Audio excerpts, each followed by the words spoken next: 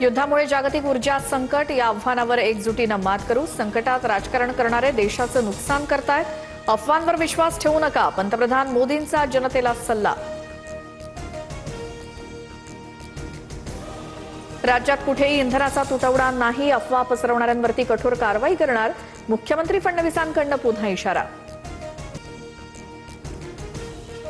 भोंदू खरात प्रकरणात रुपाली चाकणकरांना एसआयटीकडून समन. शिवनिका ट्रस्टच्या आजी-माजी सदस्यांची चौकशी होणार. सूत्रांची माहिती.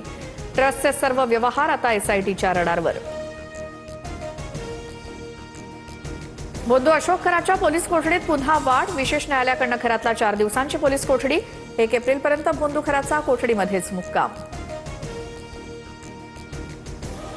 राज्यात उद्यापासून मेघगर्जनेसह वादळी पावसाचा इशारा. विदर्भ, मराठवाडा आणि मध्य महाराष्ट्रात गारपिटीची शक्यता. कोकण आणि गोव्यातही पावसाच्या सरी बरसणार. आणि अमरावतीतील भानखेडा शिवारात 18 वर्षीय तरुणीवरती सामूहिक अत्याचार. पीडित तरुणी मित्रासोबत दुचाकीवरून जात असताना टोळक्याकडून मारहाण करत तरुणीवर अत्याचार. 5 जण ताब्यात.